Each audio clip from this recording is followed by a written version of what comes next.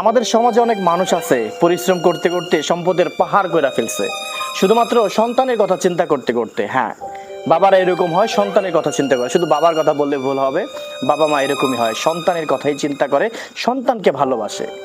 তবে এই যে সম্পদের পাহাড় যে সন্তানের জন্য বাপ মা রাইখা যায়, আদৌ কি সেই সন্তান মানে ভালোভাবে সেই সম্পদের ব্যবহার করে?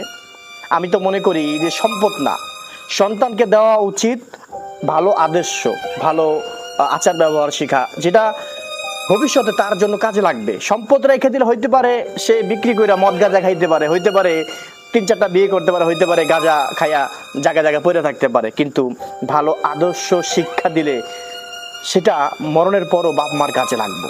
তাই তো সম্পদের চেয়ে বেশি গুরুত্ব দেওয়া দরকার সন্তানের জন্য, অন্তত পক্ষে ভালো আদর্শের। হ্যাঁ, সম্পদ যেরকম আপনি কামাইতে পারতেছেন, আপনার সন্তান আমার কাছে মনে হয় আপনার চেয়ে বেশি কামাইতে পারবো।